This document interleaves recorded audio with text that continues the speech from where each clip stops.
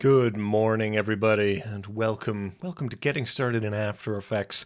I'm Evan Abrams. I'll be spending the next 90 minutes with you here on Behance Live as part of the Adobe Live big day of programming. We've got a great day of stuff going on here, and I hope you hang out for all of it. I'm a motion designer, visual effects artist, and I'm here to introduce you to some After Effects goodness, to give you a little soupçon, a little dip of the toe into After Effects, a very large program, and we've been taking it kind of one step at a time with this stuff. So hopefully it's going to be a lot of fun for everybody, and we all get to enjoy learning something. Let me know, everybody in the chat who's hanging out. Let me know where you're from. Let me know what you do. And I think even more importantly, I'd love to know kind of your familiarity with After Effects and motion design in general, just so I kind of know what we're talking about here. And of course, if you know nothing of these subjects, if you get confused by anything, if we're all new to something once, if anything is confusing, just stop me, hit me up in the chat. If you're watching this on YouTube, come join us on behance.net/live so I can see your wonderful questions in the chat. So great to see so many people in here. We got folks from the Philippines. We got people from New Zealand coming in. We got John O'Brien out of the UK. Hello.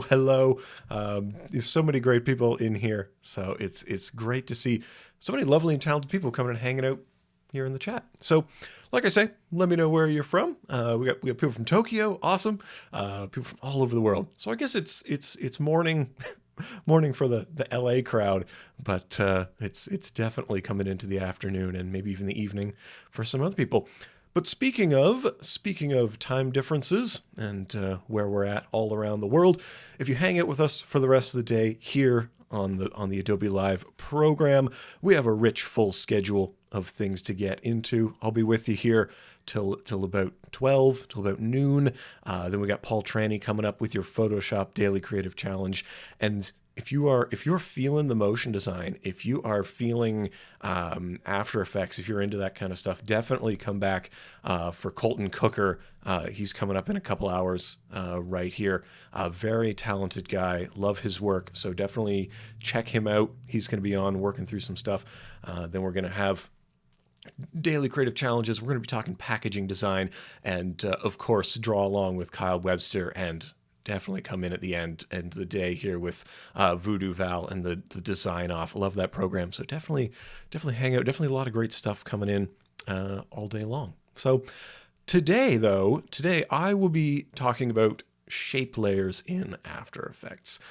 If you're not familiar with shape layers, if you're not familiar with After Effects, don't worry. This is the Getting Started series. This is the taking it easy time. And oh man, it's so good to see Scott McMahon hanging out. Hello. Some people from the Ottawa area where I'm based.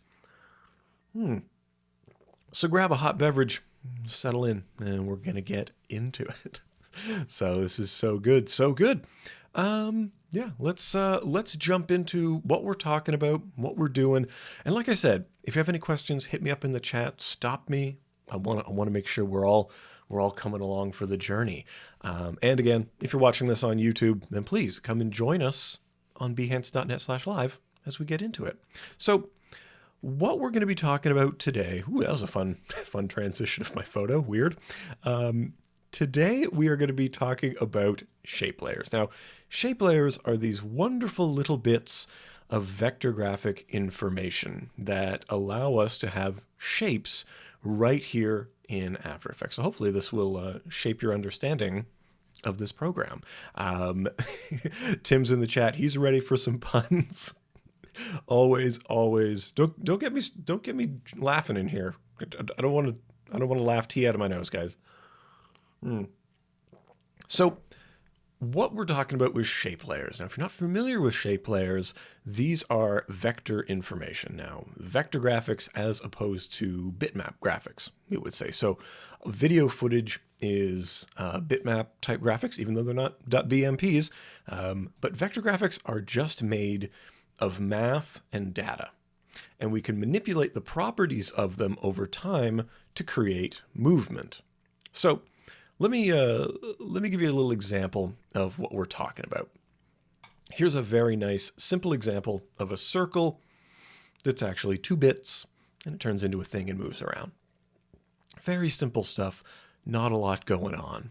But, oh, Tim, out of shape. Me? I don't think so. I'm keeping it tight over here. Also, we want to see your shape-based puns in the chat. It's what we're here for. It's what sustains us. So, what are shape layers? What are we talking about with shape layers? Well, a shape layer literally is just holding information inside something we'd call its contents. And inside the contents, which is what makes shape layers unique to all other layers, is that we're able to store groups and hierarchies in here of all kinds of things, of paths, of strokes, of fills, and of transform information. So all of this lives inside a shape layer. You can think of them as groups, or you can think of them as collections that can all live on one layer, right? In the same way that many layers can live in a comp, we can have many groups inside of a shape layer, right? And this is kind of a key difference that makes shape layers unique. It's very similar to how we can store a lot of masks on a layer, but we can store masks and vector information on a shape layer. Let's start from basic principles, though. I want to always start with basic stuff.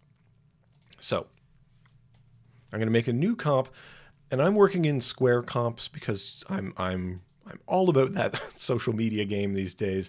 I'm all about posting things on Twitter and Instagram, and square things can just turn into rectangular things, 16:9 comps whenever you like. So how do we make shape layers? How do we make them? There are a few ways. You can go new shape layer, just like this, which will create an empty shape layer. I think it's important that we start from an empty shape layer just so we understand what's happening in here. We've got our contents, which right now is totally empty. We can't twirl into it. But we also have the transform, and this is the transform of the entire shape layer, the entire layer group. This is the same as if we have a new solid. Okay, I'm going to make a new solid.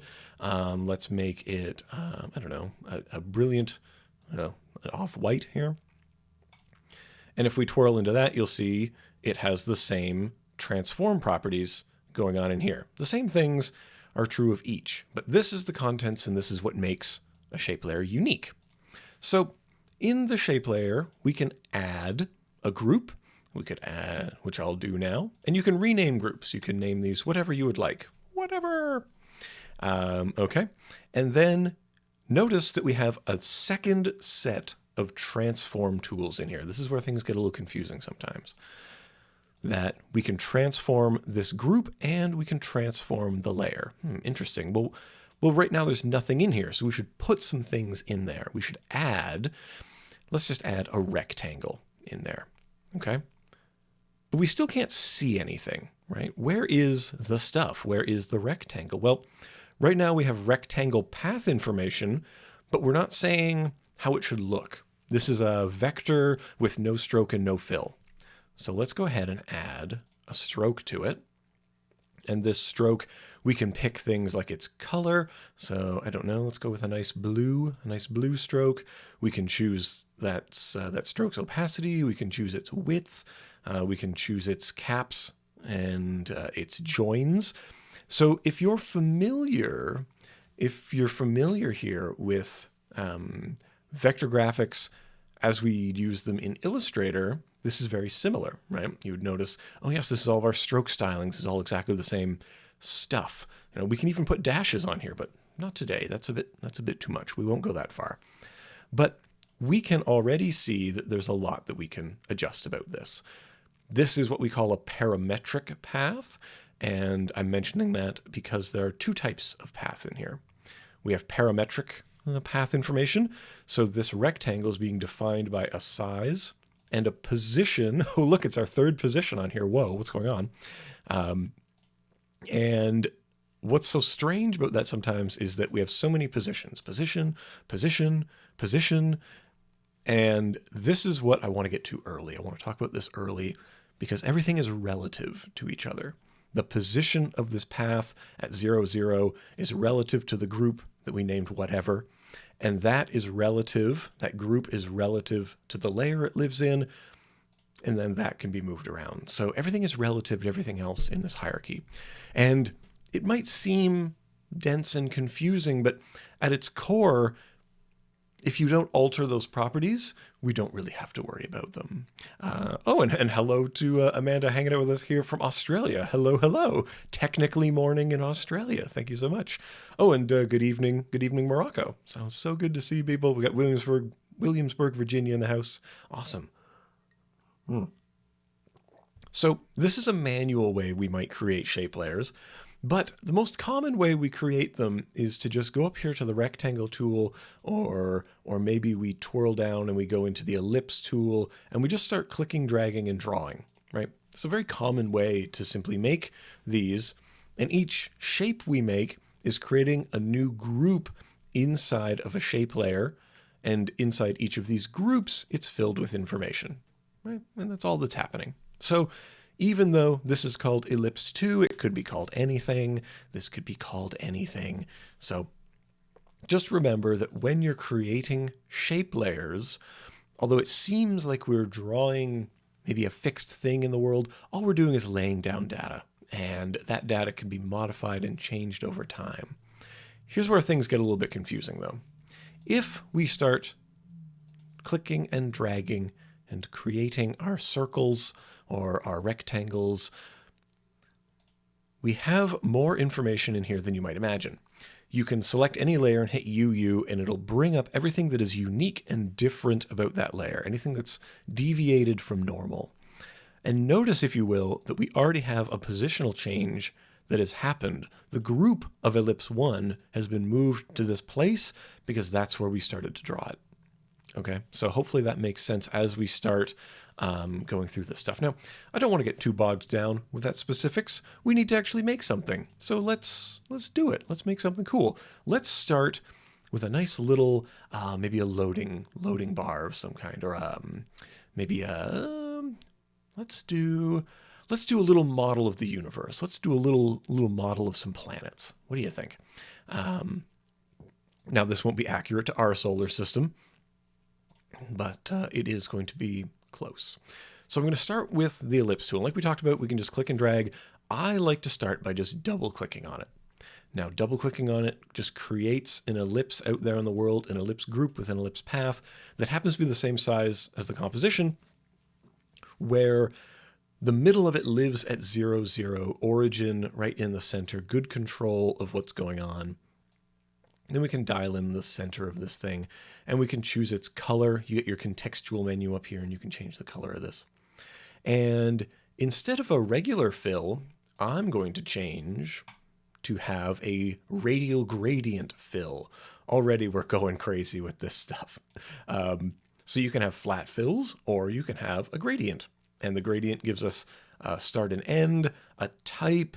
We can have so many of these interesting changes in here, and you can edit the gradient. Where's my window? Oh, showed up on my other monitor. And yeah, we can start to style this thing up. So it doesn't look as much like a circle, and it starts to feel more like a sphere. Sphere. Funny word today. And we can dial it in so it looks like it has a little highlight on it. What do you think of that? Call this one the middle. Okay. Now, like I said, anything that we create in here, we can modify its properties, right? So if we wanted this to pop into our universe, hello, thanks for popping in. If this were any other layer, right, any layer at all, we could just call up its scale, right? I could call up its scale. I'm hitting S to do that. I could click on the scale here, and I could dial this into 0. I'm changing the property with a keyframe. And again, I know we're talking about shape layers, but if you want me to slow down about keyframes, I will. But here I'm going to set it up to 100%. So it's going to come up to 100%.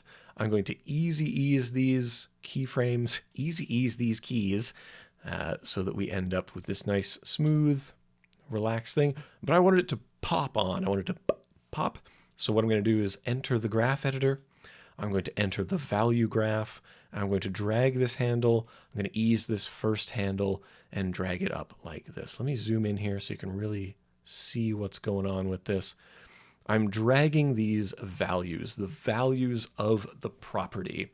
So now we have a much more poppy, a much more explosive entry of this, right? So hopefully that makes a bit of sense, that you can drag these handles to alter these properties over time. So pop, hello, hello, middle, pop, like that. So we can do that on the scale. Perfectly normal, perfectly wonderful. And what's great is that because I've done this to the scale of the entire layer, right? The entire layer is being scaled. If I duplicate this and say move it out here perhaps, right? I can then twirl into this properties, and I could do something like, oh, I don't know, I'll just change the size of that sphere because I want this sphere to be smaller, right? It's going to be 60. You'll notice that my animation hasn't changed at all. It's still doing the exact same thing. The scale of the entire layer is behaving the exact same way, but the size has been changed, has been altered down so that it appears different. It's smaller, but the motion is exactly the same because I'm scaling the layer, right? Not so bad. So that's one thing we might do to approach this, but what do we want to have happen with this stuff? Oh, and Amanda says she's finally understanding the purpose of the value graph. Well, good. I hope that brings a lot of value into your day with that graph. Nailed it with that one. So what I want to do, my plan, let me tell you my plan before we start. My plan is to have orbits, not the disgusting drink, but to have the planets orbit around the sun. I don't know why I'm putting my hand in front of the microphone, but we want to have these things orbit around the larger mass in the middle. Okay. And I want to describe them. I want to show them with some trails, with some lines that are going to draw on. We're going to draw on those lines, right? So rather than pushing this layer here all the way out like so by altering its layers position, I'm going to reset that. Okay. And what I'm going to do is I am going to change in this ellipse, in the ellipse transform group, I'm going to push the position of this group out. Okay. So set that to 420. And that's right, Amanda. I have powerful dad joke energy despite having no children. So it's an amazing power to have. It's taken years to hone this skill set. Hey, Umacorn is hanging out. Good afternoon. Hello. Good to see you on here. So notice what has happened here. I've altered the position of the group inside, and we left that scale on the entire layer. So isn't this a weird thing that's happening? Boop. What's going on here? Why is that happening? Why is this not scaling? Well, because we've chosen to scale the entire layer, and now this element relative to the anchor point has been moved out here. It's been moved way out here. So for scaling, that's what it's going to look like as we scale an entire layer. All right. So I'm going to remove that. I'm going to remove that scale. Let's not worry about that for now. Let's just worry about, Francisco is in the house, our wonderful engineer over at Adobe Live, holding it down. And like I say, if anyone has any questions, stop me. We'll dial it back. We'll go to anything you want to touch on this morning. So since this has been moved out here, right, away from the anchor point, I can now animate it rotating around as I like. Just kind of rotate the entire layer, And let's see, let's start it here at the beginning at a rotation of 0. And let's say at 6 seconds, let's have it do 1 complete rotation. Okay, so it's just doing his rotate thing, rotating around, having a good time, living the dream, and floating around in the universe. Great. Well, that's possible because we're just rotating the entire layer, right? So if we start adding more things to this layer, I don't know, what could we add to this layer? We can add all kinds of things here. I'm going to go up to my ellipse tool with this layer selected. I'm going to double click up here, and ooh, I've created another ellipse, and this ellipse will be a little bit different. I'm going to delete the gradient fill, make that go away. I'm going to give this a stroke. I'm going to increase the stroke width here to maybe like a 4, maybe a 5, maybe something we can actually see. And I'm going to take its path. I'm going to dial it down like so. So it lives, so it's kind of like in the middle of this. Wonderful. And notice that the order is important, right? Even inside here, this is above that. So this is going to go above this, and we can change the order, right? I'm going to name these so they make sense. I'm going to call this the orbit path. I'm going to take this. I'm going to call this the satellite. I just realized I don't know how to spell satellite. I'm just going to call it sat. No, I'm going to call it moon. Whew. Oh, my secret shame is now in the world. Let's see. Oh, Ekansh is asking, I want to ask how to get 2 options. Like we get opacity by pressing T. How can we get 2 of them together and then use keyframes to animate them? So are you looking to, just to clarify, are you looking to animate both opacities, for example? Like we have the opacity of the layer, and then we have the opacity of, hold on, let me planet. I love it. Satellite?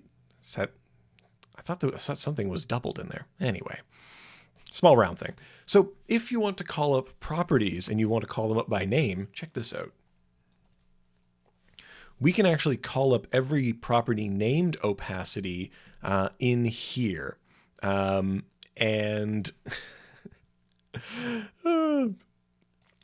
And so every property named opacity we can bring up simply by selecting layers and then typing it up here into this search zone. So if you want to call up everything named opacity, you can find it all in there. And if you want to animate them, you can just go ahead and grab their keyframes, set little keyframes, and you'll be away at the races. So hopefully that helps, but if not, you let me know, and we can dial back to it. Now, remember I said this layer is rotating. This entire layer is rotating. Well, how do we know that we can deal with that stuff? How can we pull up the opacity and transform options together on a single layer? And Scott's got the size of it. You hold down Shift and you keep tapping keyboard keystrokes, and they keep coming up. Something else that's worth doing though, I will often just hit the U key, for Uber frame, and that'll bring up everything you've altered about a layer. And if you are setting keyframes on things, you just hit U and it'll bring up everything you've set a keyframe on. So hopefully that helps a little bit. But yeah, people in the chat are very helpful around that. So speaking of, I want to do something to the stroke in here. Let's say this is a beautiful diagram that's going to show us this orbit path.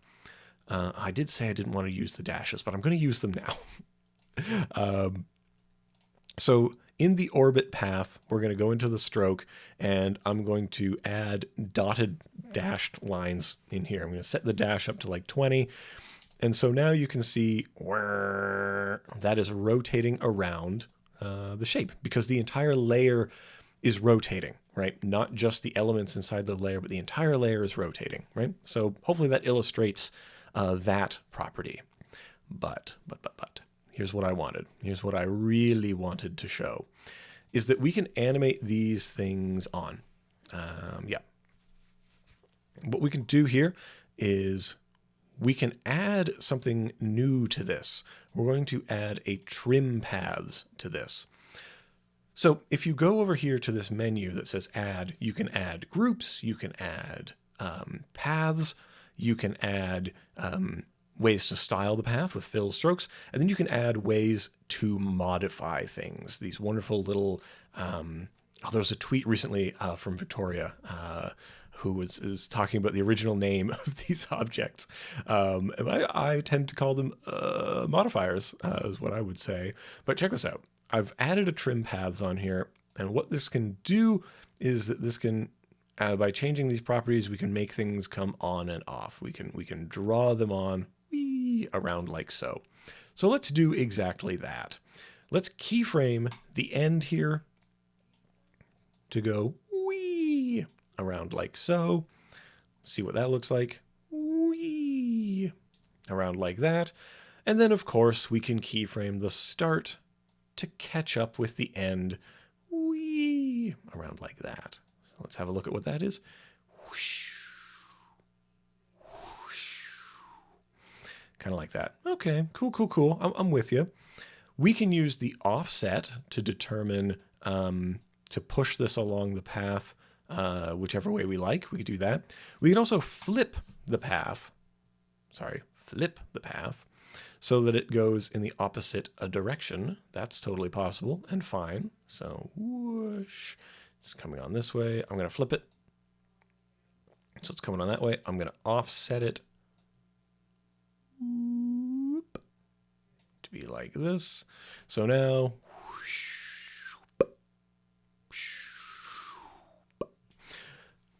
so as you can see,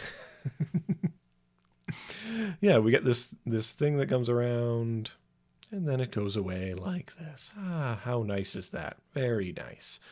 Now, can we get an Evan Abrams themed soundtrack? Yeah, maybe. We'll make a sound pack of E.C. Abrams mouth sounds. That would be intolerable for some people, but I'm if you're not making weird sounds while you animate, then are you even doing it? I don't know. So I'm going to go ahead and ease a couple of these. In fact, I'm going to ease all of these because I think everything should be eased in life. Everything should be easy in life.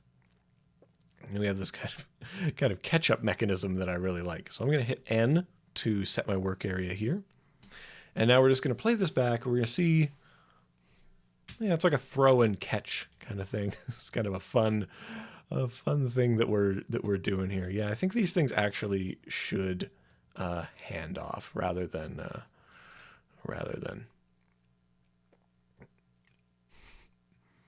boop, boop.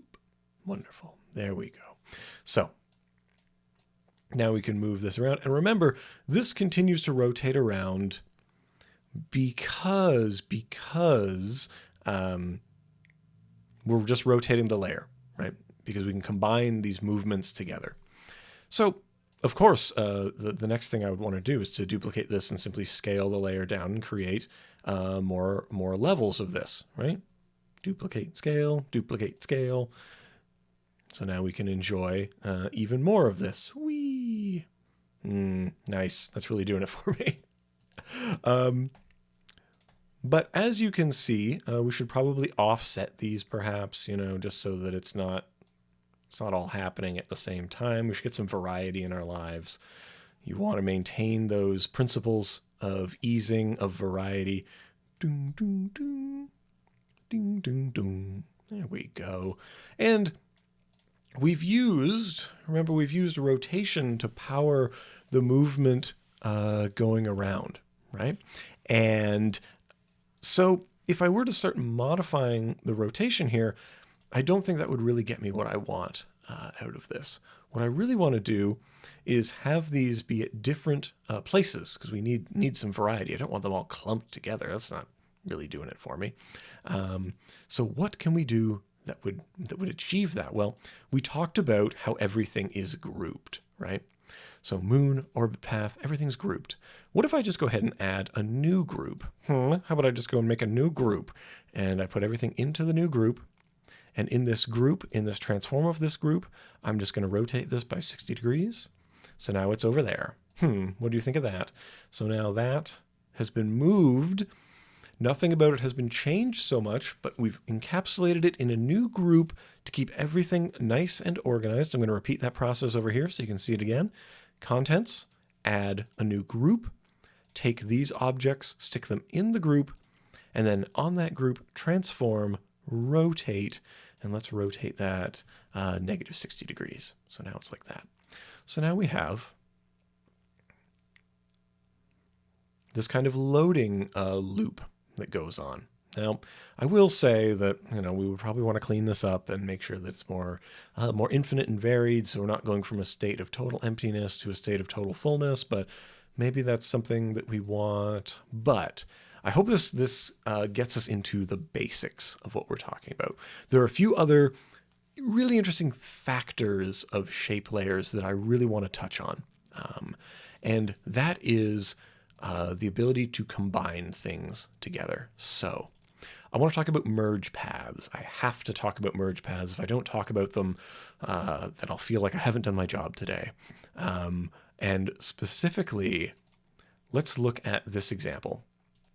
This is a triangle, of course. And now it's an A.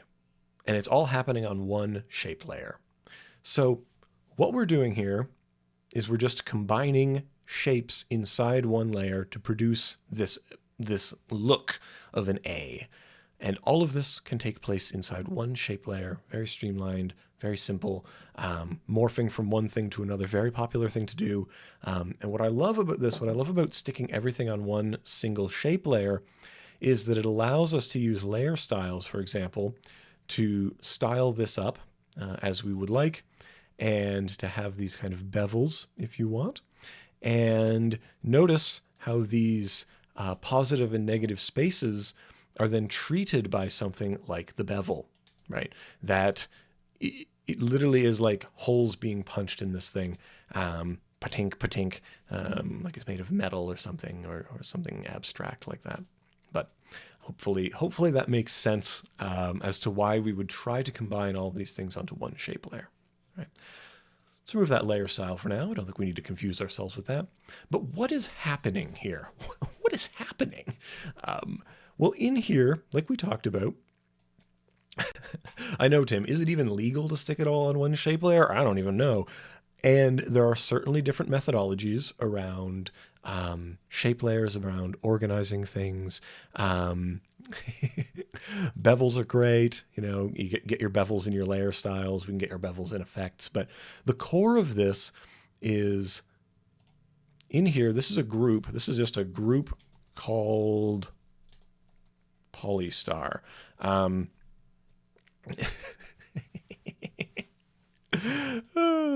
Oh, Tim, you got me. You got me today. So in this group called Polystar, we have a pair of Polystar paths.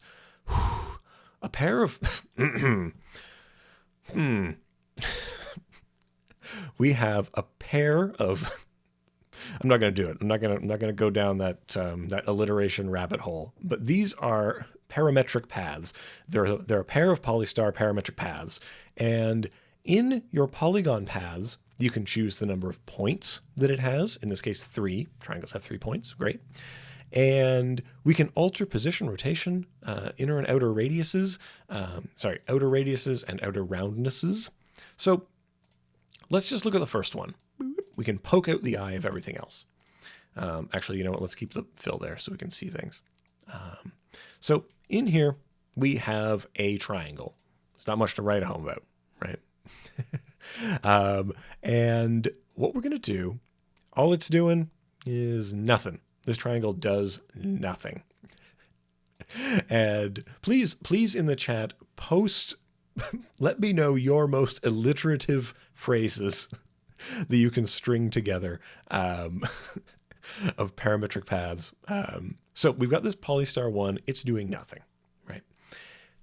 Here comes its buddy. Oh, Polystar 2 up in the mix. Hello. Hey, Polystar 2, what are you doing? Well, it's like a copy of Polystar 1. The only thing that's changing about it is its position, right? And its position is coming up coming up too far and then relaxing back down. So if we look at the graph editor, this is the speed graph. This is its speed graph. This is what that second polygon is doing. It's coming up. Hey, what's up? I'm just jumping in here. Hello. And then we use a modifier called the merge paths. All right. And the merge paths is saying one of you subtract the other one of you. Okay. So it is this subtract this. Okay. And we can make that happen here in the merge paths. So I want to talk a little bit about merge paths in general before we go too far. That oh, the chat gets me all the time. So here we are looking at some examples of merge paths. Here we have ellipse path 1, ellipse path 2, and they're simply merging into each other. But not yet, because we haven't turned on our merge paths. We have a stroke, and then we have a fill. And the stroke is on top of the fill. We can switch that around if you really like, but let's leave it like this for now. And our merge paths operator, I want you to just see what happens when I start changing this, okay? So we get things like add. So we're adding these two shapes together.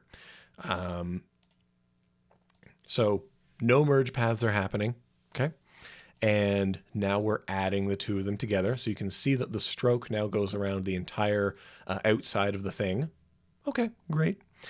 And then we are going to subtract. So one of them subtract the other. We end up with this bite getting taken out of it. Oh, it's like the moon. It's like the moon is blocking the sun. Or I guess the earth blocks the sun, and that makes the shape of the moon. Anyway, so the mode here is subtract.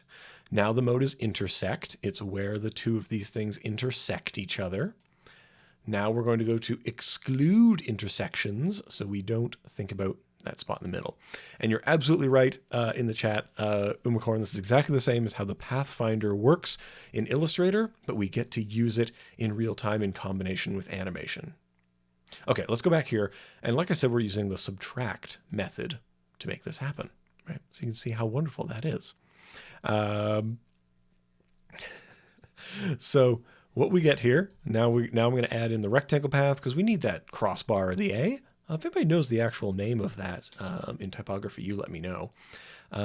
But with those elements together, we're able to animate this entire thing to make it appear as if bits are being carved out of it, or it's morphing or changing over time, right? How wonderful is that, that we're able to make that happen? And part of what makes this feel correct is the way we've set up our animation, right? And what we like to do is use things like overshoot. So for example, here on the position, if we look into the value graph, we're going back to the value graph, you can see that we're going beyond the area, the place we want to come to rest, and then we're coming to rest there. So we're going beyond and resting. Now these other elements that are taking place in here, we're doing something to the entire position of the layer. The entire layer is moving, right? And so as this one triangle is like hitting the A, it's being pushed up. The whole layer is being pushed up by that hit. It's called an arm. Is it? So now we've got the position of this moving up. We're also adjusting the position and size of that rectangle of, I guess we'll call it the arm for now. Well, crossbar, maybe we'll call it a crossbar. So that's coming up as this triangle that we would think of the impetus for movement is colliding with this and moving all those things very subtly, subtle changes, but it helps keep this whole thing together. All right. Now we get into a little bit more of sort of anticipation when we're looking at how we're rotating this shape to crank it one way and then over crank it and then bring it back as this thing comes back to rest. Because if this is going to be a loop, it has to come back to where it began. That's the rules of loop, right? Yeah. Doop. So that is just a little brief primer, a little brief example of how we might combine things together using the merge paths. What if we could, let's throw some more modifiers in there. What do you think? So let's look at some other examples here. Here we're looking at some more excellent animation, I think, of this this kind of, I don't know, blobulous H, right? So we're using quite a lot of scale change to make it seem, I don't know, a little floopy, a little floppy, as it floops and flops its way around. And what I'm doing in here, check this out. These are a bunch of paths. We're getting away from the parametric and into the shape layer, just path information. So up until now, we've been talking about parametric shapes, which is totally fine. Parametric shapes are great. They are, I would say, they're defined by numbers. They'd be kind of rigid. If you want something that's a little bit more organic, a little bit more freeform, you can just use the pen tool to draw whatever dang shape you want. So let's go back into the sort of basic, so basic. No, we'll make a new one, and we'll call this path examples. And what we're going to do is I'm just going to set a stroke right off the jump here, a nice bright stroke that we can observe, and I'm going to make this fairly large. And check this out. Well, we can just draw with the pen tool some nice neon strokes, and you'll notice that it behaves exactly as the pen tool, everywhere else. This is how pen tool operates. This is how the pen tool likes to be, and it creates this Bezier path, right? And you can adjust its handles around. Yes, everyone likes the handles of the Bezier path. I'm just putting a nice abstract weirdness out in the world. Okay, so, oh hey, Roland's up in the mix today. Good to see you, buddy. And yeah, path operations. I believe that's the OG term for these things. That we're messing around with. We're a bunch of smooth path operators here. So, like I said, we can go ahead and just draw with the pen tool, right?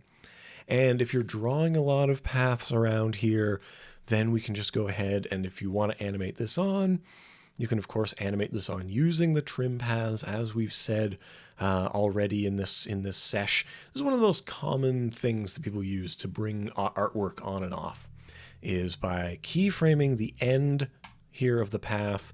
So let's go ahead and just move to 2 seconds and animate this on. Whoosh. Oh, that's nice and slow. I'm going to accelerate that. Whoosh. Like so. Ease that. Whoosh. Like this. And of course, you can animate things leaving by animating the other side. There we go. Something comes to town, something leaves town. Story old as time. Whoosh. Now, if you'd like, you could have these two things, these two events overlap each other so that one is not done before the other one begins. In fact, if you want to get really big about it, you want to get really overlappy about it, you could definitely do like this. Isn't that fun? And it's like a little snake going on a journey. Hello, it's going on a journey. Now, something else I want to talk about, because we're talking about a path here, this path right here is what we're talking about, you can keyframe that path. So if we want to set a keyframe for that path, and let me go ahead, I'm going to turn that trim paths off so we don't have to look at it. And in the chat, we've got a question: how do you ease the keyframes? I am a total elite hacksaw here. So I've got one of these mice that has too many buttons on it.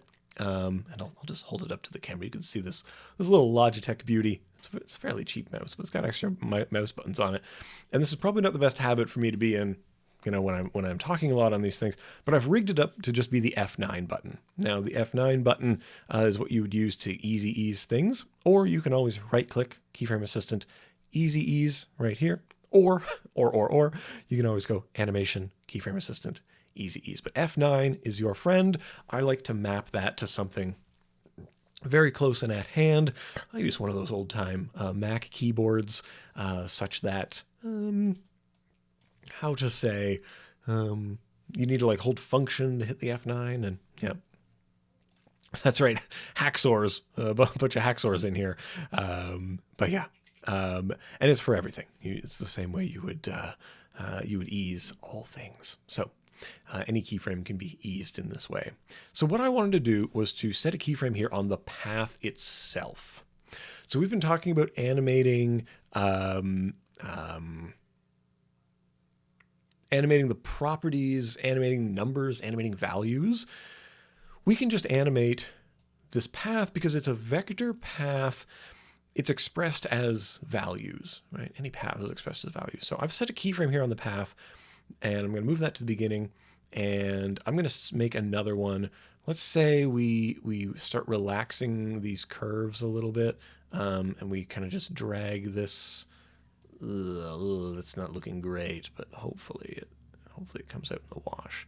So I'm just altering the path a little bit over time, and you can see how these are reacting over time. Maybe I'll just go like this, right? So these are changing over time. Change this over time a little bit to be over here like it is. So this path is now changing over time, right? Now, if we observe that in combination with the trim paths, that makes a little bit more of an organic feel because we are combining these two forms of movement with each other. Now we can ease those as well. But. So I've eased those by hitting F9. All right. Now I'm going to go in here. More chances to use Star Wars lines. That's right. What day is today? Oh, today's the 6th. No, I think yesterday was Revenge of the 5th, but I really think Revenge of the 6th is where we want to be for today. Anyway, I'm more of a Star Trek man myself. Please don't hurt me. So here on this path, I want to show you in the graph editor, we can observe the speed graph here, right? Oh, wait, I thought you said speed graph. That's a value graph. Ha ha ha ha ha. Well, here, the value and the speed are the same because in the graph, there is no numeric value for us to worry about, right? So that's just something to understand a little bit when you're dealing with paths. And I hope that helps to make this kind of an animation a little bit easier. I hope this makes a little bit more sense. Now, so Scott is asking, explain what properties you can keyframe. Literally anything that you see a stopwatch for. So anything that you have a stopwatch next to, you can keyframe. You can keyframe everything, all things, all the time. But things like here, trim multiple shapes simultaneously, there is no option to alter that over time. So that is something that cannot be done. No stopwatch. No stopwatch equals no keyframe. But everything else, very keyframeable. Keyframeable. Don't know why I tried to mash those two thoughts together in my mind. So something else, I don't want to leave this prematurely because the trim paths is our greatest ally in this stuff. What I want to show next is achieving a very similar thing. I'm just going to duplicate this, and how about I make this one like a nice, I don't know, maybe a green, I don't know, something like that. You can kind of tell the era that I grew up in by the color choices I like. And I want to show a different way to animate this using the same trim paths. Okay, so trim paths here. We're keyframing the start and end. Let's put an end to that. So by default, the trim paths comes in looking like this. Okay. Now, what you might do instead of keyframing the start and end, you might keyframe the end, for example, to go like from here to here, right? But then we might also just keyframe the offset from here. Oh, hey, look at this. When you keyframe the offset, when you run it through 360 degrees, it comes back on the other side. So it's a loop, right? So the offset is a loop that goes around. I don't know why my nose is so itchy. Allergies today. It's a loop that it goes through, right? And as you can see, what's going on here is that it's getting pushed through the other side. So if you wanted to prevent that, what you would need to do is, of course, to keyframe this thing away as it plunges into the end. But that's another way that you can animate this thing, is by using the offset instead. So I hope that helps with some of your write-on transitions, which is a big category of things we end up doing in shape layers. You could design artwork, like line artwork entirely in Illustrator, bring it in here, apply some trim paths, and then how wonderful is that, right? For example, par exemple, we would take, let's say, okay. Let's say, for example, I'm going to draw one of the most classic forms that we have here in After Effects. I'm just going to draw a rough approximation of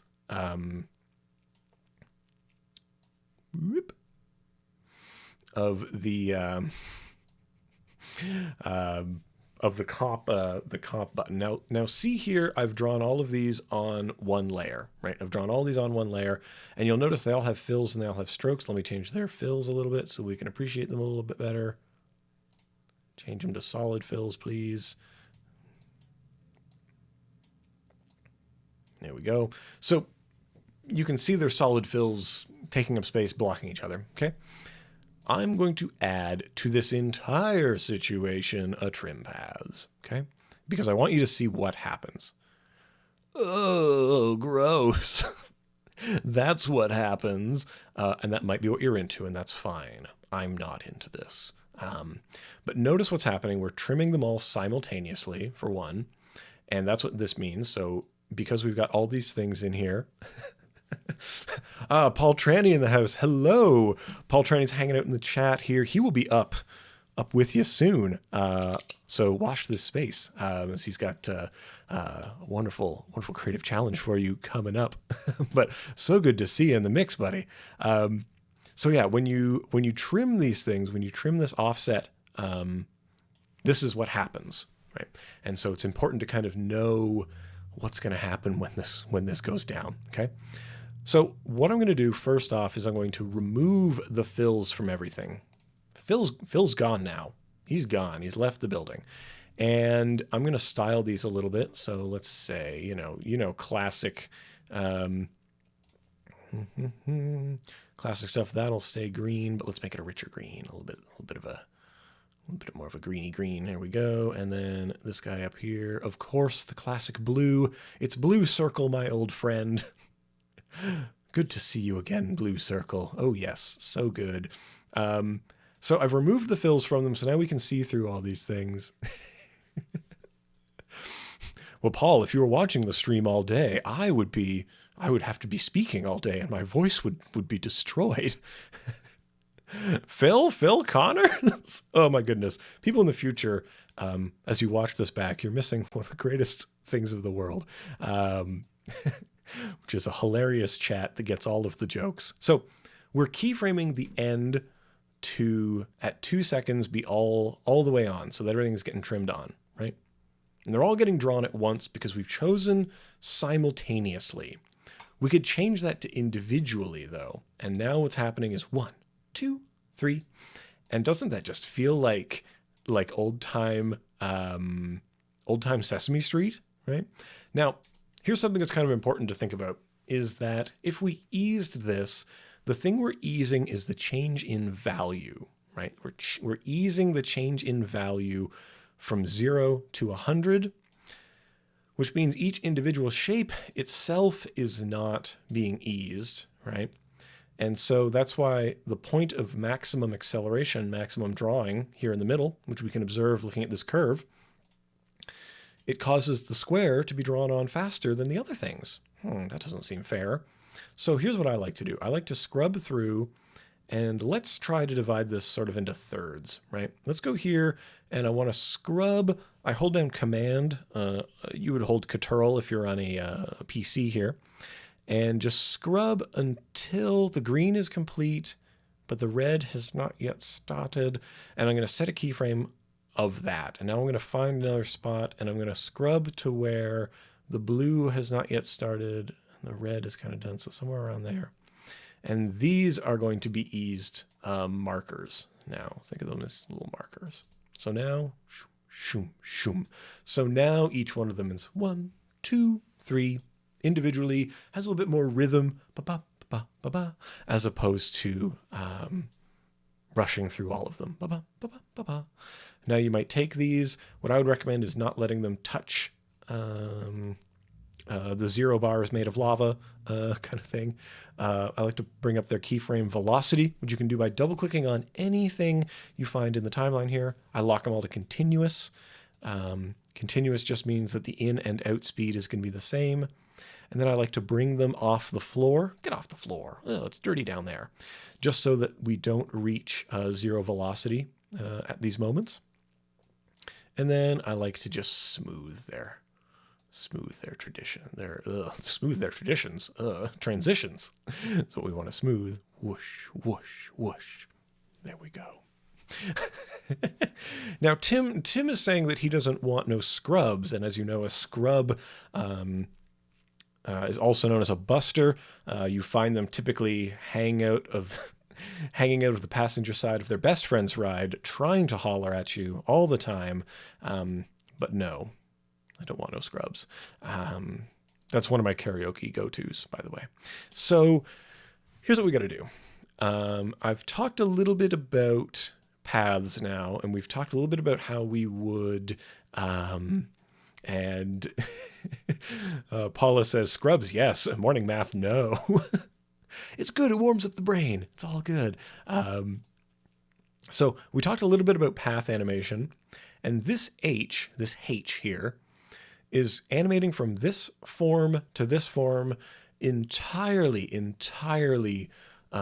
with path transformations, right? So this is what we've got going on. And I wanted to show you a little trick, a little life hack that I think is going to be helpful. Okay. Now, like we talked about, we have all types of little operations we can perform, right? And part of that is we can merge the paths together. So now After Effects will assume that all of these paths are not individual shapes, but one compounded shape. Then I'm going to offset that path. I'm going to offset that path, and you can kind of see what that looks like here as I offset the path. Hold on, let me back up. Let me back it up a little. I'm going to remove these two offset paths, and now let's talk about it a little bit more. I'm going to add in here the offset paths. Now, what is the offset path doing? It's offsetting, pushing it out. Now, if we were on the public beta, I would be showing you more features. Let's not go there for right now. But check this out. I can offset this path to push away from the original lines. And you can choose here rounded joints. So it's going to push away in a rounded way. My name is Evan, and I'm here to say I like offsetting paths in a rounded way. A rounded way. So I'm going to push these away by 40, okay, using rounded joints.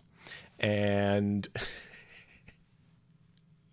oh man, Mia in the chat says, as long as Tim sings Tequila in karaoke, which is a great, that's a great karaoke song, and mentions that if you do so, you'll be golden. Certainly not silver. Wink. That's a tequila flavor joke. So offset path 1 here has been pushed outwards, right? And now I'm going to be duplicating offset path 1, and now we get offset path 2. I'm going to offset this by -40 using rounded joints, and look what we've got here. Look how goopy, I guess, or liquid it looks here in the corners, right? This is the effect that I'm after. Now, by linking these two together using an expression here, we go from the amount, -40, we can link them together with expressions. I apologize for using expressions at this time of the day, but I simply must.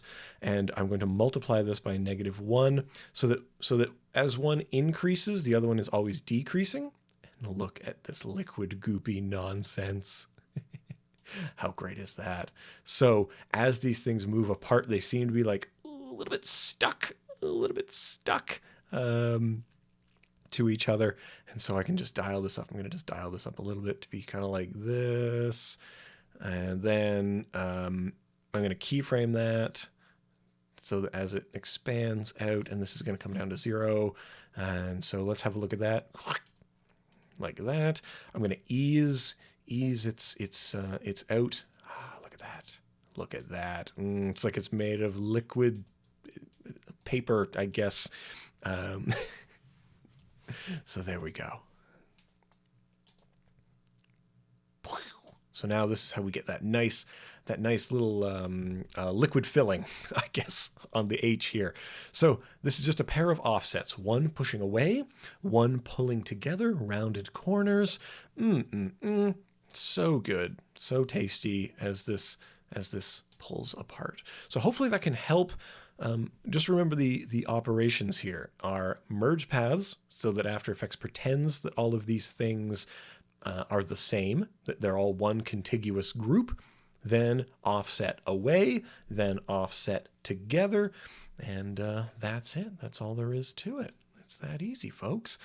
Something else that's great about this is that you can have a stroke on here, and you'll notice that the stroke is recognizing that outer shell, because of course everything has been merged together. So if you're using like a fine line style, hopefully this helps to make that happen, and that'll be a good chill hang. So let's see.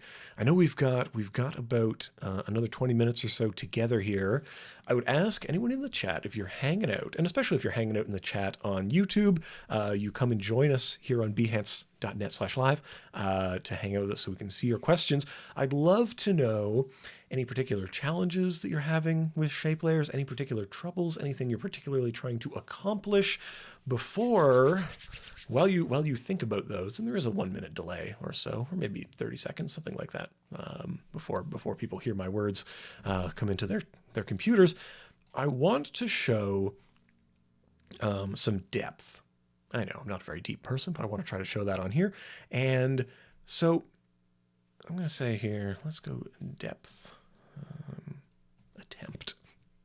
We're going to say, usually we think of shape layers as being very flat. You know, these are very flat style. And if you like working in a flat style, then you're going to love this. But we can simulate the appearance of depth in here, which is something I like to do often. I like a good faux 3D.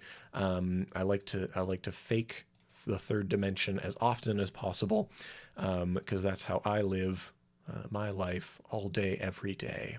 Right? So I'm gonna take this grid off. I don't know why I'm so addicted to the proportional grid. I'm gonna name this face. And I'm gonna duplicate. I'm gonna make one called side. We could put these all on one shape layer if we truly wished. Do we wish? Do I wish to do this? Yes. Yes. So this is going to be 3D box. We're going to make a kind of pseudo 3-dimensional box. We're going to attempt. We're going to make the attempt. So I'm going to duplicate this rectangle path. Or actually, I'm going to duplicate the rectangle group, rather. Sorry. And one will go above the other, right? I simulate depth where there is none, says Tim. That's what we're all doing. We're all just simulating depth as much as we'd like.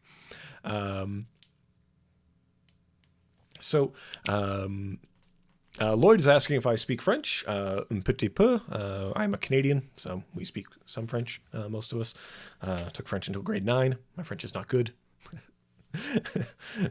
it's very bad, or mal, as we might say. But yeah, let's see.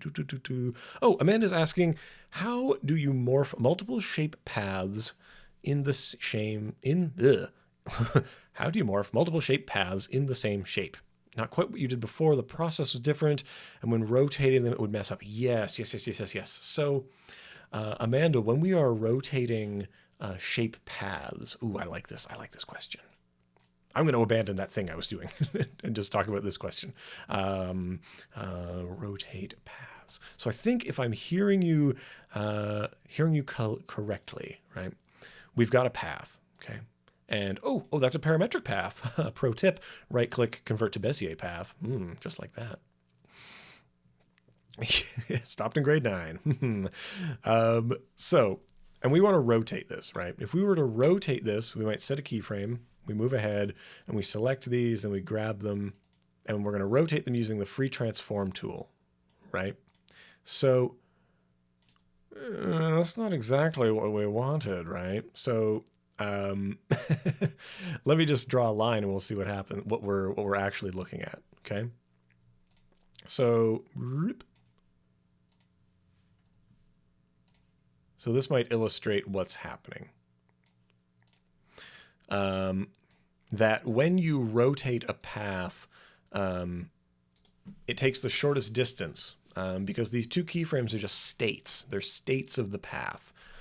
And we do not have individual control over where these paths are going, okay? So the way they want to get from this state, this arrangement, to this state or arrangement is the quickest route possible.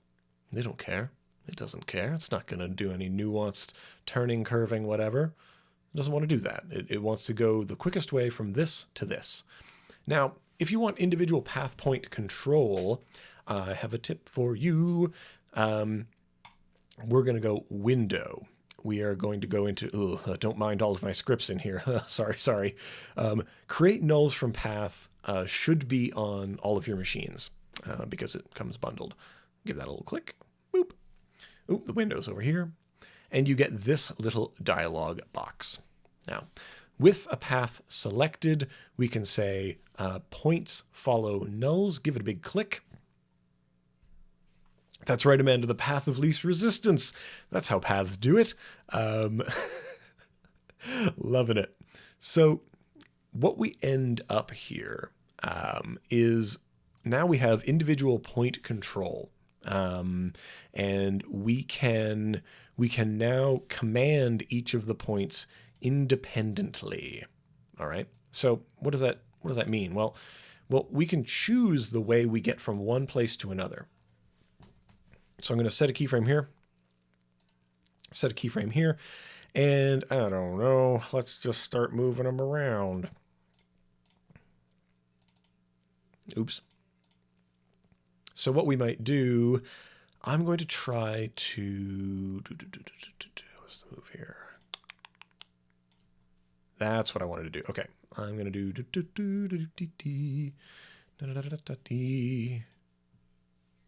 Hold on, I just want to replicate what we just did. Okay, so. Oh, stop double clicking on things, Evan.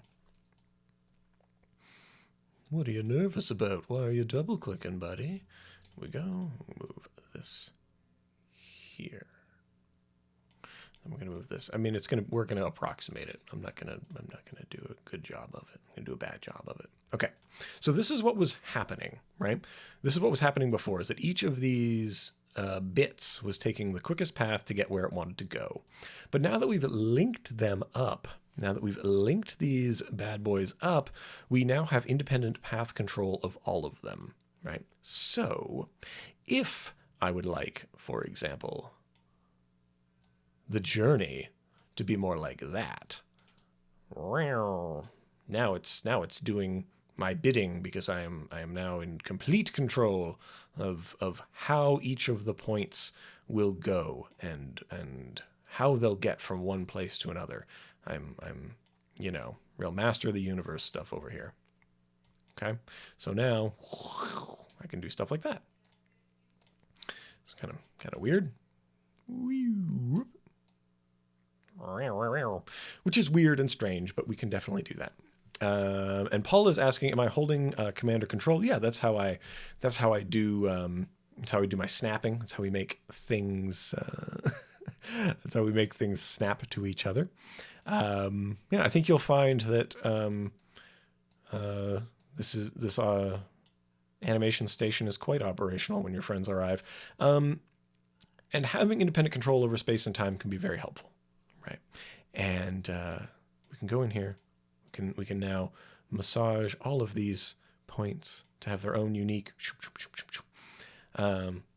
kind of movement, right? Because we've converted them into little points that are stuck on nulls, and the nulls now have agency, we might say. Here's something else that's fun. We can parent those things to null, another null, nulls on nulls on nulls. Yep, better believe it. So we go like this. Now I can, scale this up and down. I can rotate this around. So now I have, more control over this stuff.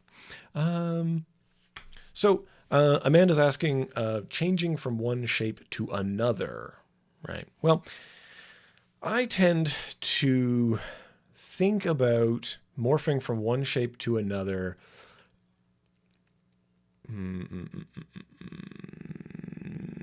a little bit more nuanced, right? Rather than actually changing from one shape to another, most things appear to change from one shape to another, right? Rather than something actually doing a thing, it seems to do that. So there's a point at which one layer stops and another layer takes over. And in the middle point is where they're both kind of the same weird middle state. So that's kind of my best advice, my short answer on that. However, we're running out of a bit of time today. Let's talk about that on the weekend, because there is a lot of live streaming that goes on also on the weekend. I'd love to get into more morphing over there, get that going. And Tim's got a great link in the chat. So if you're not having a look at the behance.net chat, I would definitely recommend getting in there. We're trying to improve the Adobe live streams, improve the experience, get to topics that you want to know about. So check out that form. Please fill that out. Please let us know how our driving is. And and Joel's asking, have I tried the extend script? Sure have. Love it. Definitely check that out. I think it's free. I don't remember where to download it though. So Joel, if you find the link, if you know where to acquire it, let me know, because I have forgotten where that file lives on the internet. But it gives us the same kind of control. It gives us the same kind of control over the Bezier handles, right? It gives us little bits for that. And it's a welcome addition. Oh, how did I make the circle turn into an S? This is one of those tricks. We talked about tricks. There was never a full circle to begin with. It's me, Evan, a bad magician. It was always two halves. And the two halves, what's happening with the two halves? Well, they're both parented to this central null, right? And these two halves that are parented to the central null can do all kinds of things now that we have. Oh yes, on Lester Banks, Joel is saying, that's where to go. So if you Google up the extend, hopefully you can locate it. So since both of these halves appear to be a whole, and they're both parented to this central objet, then we can simply scale this up as we like. Whoop. Right? And doesn't it seem like a circle, perhaps? And in fact, if we wanted to do more circular things, right, we could simply have a circle that ends here when this picks up, right? I could just go ahead and do that. In fact, I will do that. I'm going to make a circle that's the exact same size as these two, like this. Make that stroke go away. And its life ends here, and that's when we'll say that the two things start, right? Now I just have to make sure that the color is exactly the same. No one will notice. No one will notice my tricks. As this thing separates. Now, what's really happening? What's really happening? Well, what's happening is that these things are simply moving away from each other, moving away from this null that is their parent, their father, their mother, however this parent identifies itself. And so what it's doing is it is rotating. So it's going to rotate. And these are just going to move away from each other as that is rotating. It seems more complex than it is. Really, it's very simple. These two things are altering their Y position relative to each other. In fact, here's what I'm going to do. I'm going to move the null off into space. Oops. Now, why didn't it like that? Oh, yes, that's why. Okay, I'm going to take these rotational keyframes. I'm going to push them off into the future so we don't worry about that. Let's just look at it in parts, right? So what's really happening here? These two things are sliding away from each other. That's it. It's two layers that simply translate away from each other. And then we add some rotation. Whew, yeah, nice. Now these are rotating away from each other. And because I like to be a little bit clever, I did a little bit of a scale bump on it as well. So as the movement starts, we sink down and then return back to regular size, just because I want some kind of a triggering attention grabbing thing to happen here. That's I'm a very attention grabby kind of person, I guess. And that's it. When it comes back together, we're using that kind of thing when we're going to crank one way, we're going to over crank, and then we're going to come back to rest. So we're going to go wind up, spin back, and bring it back together. It's the overlapping forms of motion that make this seem much more complex and interesting, when really, I mean, it's truly banal. But this is what I was talking about with shapes not being what they are, looking like something that they aren't, right? So for example, this happy fellow here, check this out. Radial wipe. No, wide. Ugh, wipe. Radial wipe. I'm going to apply a radial wipe to this thing, and as you do, radial wipe doesn't get enough love in this world. Wipe. So what we're doing here is we're just using a radial wipe to bring one element on, then we stop looking at it, hello, goodbye, and then that layer's time is over. We no longer care about it. It served its purpose of making us think there was a circle here this whole time, which was a lie, but it did it quite well, I think. But yeah, that's the idea. Bert is asking, could you ever make some Twixtor effects? Twixtor. I remember Twixtor. Isn't that about speed ramping? Isn't that what Twixtor is into? I can never remember. It was a while ago, back when frame blending was not as strong, I think. I don't know. What kind of Twixtor effects do you want to get into? It's not really related to shape layers, which is what I'm doing today, but we can definitely get into it on kind of a weekend thing. If that kind of visual effects stuff is what folks are into, we would love to know so that we can make that kind of a focus of later streams. Which we would love to make happen. There we go. So yeah, this circle's happening, and then it's splitting apart. So hopefully that helps elucidate some of those ideas.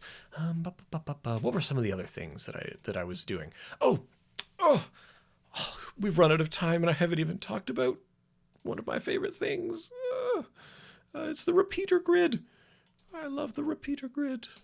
Now we don't get to talk about my best friend. But yeah, you know what? Let's talk about it anyway. we got about 5 more minutes here before I've got to take off. And Paul Tranny will be taking over on the boards here. Not like here, but like from his remote location.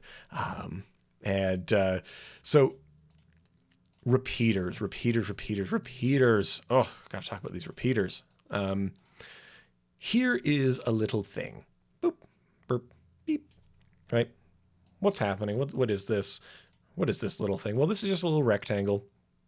It's a little rectangle path, and the rotation is changing. Boop, bop, beep. That's it. That's all that's doing. Not much to write home about alone. And I've set some loop outs so that it continues to do this animation for the rest of its natural life, right? But alone, sad and small, let's make more. Because this is vector information, we can duplicate it instantly. So we can go add, repeater. Already there's 2 more copies. I'm excited already. Boop, bloop, bleep. There's a lot to dive into. Ooh, oh, so many burps. There's a lot of things to dive into conceptually with the repeater, so I don't want to get too bogged down with it. But what it's doing is creating instances of everything above it, right? Everything above it. And what we would want to be doing, we're creating 3 copies. If we were to create no copies, there would be nothing here. If we create 1 copy, it's just the original. Let's create 9 copies. I choose 9 copies. Now, if we offset the copies, see what's happening. Oh, yeah, we're moving this way. Oh, we're offsetting them that way, right? But why are they even to the left or right at all, right? Well, it's because each repeated instance is being altered in this way, such that each one is 100 horizontally, positive 100 away from each other, right? Hopefully that makes sense.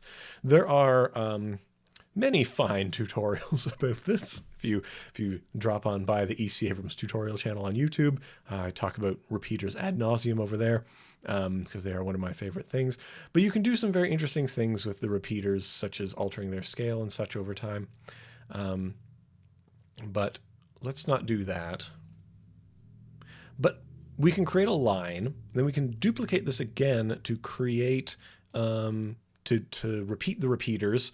So we're repeating, again, remember, repeater repeats everything above it. Since these repeaters are above it, and we're going to go 0, 120. Hello, hello, welcome to Gridtown, baby. And there we go. So this is something very doable, I think, for a lot of folks. Just remember, it takes some time to really get to grips with sort of the layer stacks and stuff, and what's happening and the nuances. So take it slow, be generous with yourself, and practice. But that kind of brings me in to sort of the end of what I've got to talk to you about. So since that's it for me today, please continue hanging out with us, though. We have a rich, full schedule of things going on. So like I said, after this, you got a creative challenge with Paul Tranny coming in.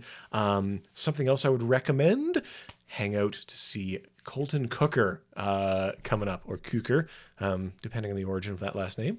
So more motion graphics goodness is going to be coming at you later. And then, of course, daily challenges, design offs, draw along, packaging design coming up. Yes. All these great things. Hang out with us for the whole day if you can. That would be great. But like I said, Paul Tranny's coming up on the boards next. I really appreciate you all coming around and hanging out. I'll be back at you tomorrow with more things. Tomorrow, I'm going to be showing you how to make your first MOGRT, your first motion graphics template here. If you're familiar with the stuff that I blah about around here, we're going to be using text, shapes. We're going to be using some expressions probably. We're going to be creating a template, probably making a little title thing, maybe a little lower thirds. So stay tuned for that. Come back tomorrow. I hope to see all of you here. It's going to be great. And one last question here that's in the chat is, what's the difference between Premiere, and After Effects. Premiere is an editor for editing things like films, and sticking video together horizontally. After Effects is more of a compositor where we pile things on top of each other vertically. And we are, in fact, tomorrow going to make some things in After Effects that you would then bring into Premiere as some templates to add some titles, some lower thirds, some great stuff. So definitely check in tomorrow. Thank you all for coming again. I've been Evan Abrams. Find me on the internet at EC Abrams everywhere, because that's how I do it. And yeah, hang out with Paul Tranny coming up next. The guy's a hoot, and he will challenge you in Photoshop to make some awesome stuff. Thanks again. Have a great day. Stay creative, stay safe, and we'll see you soon.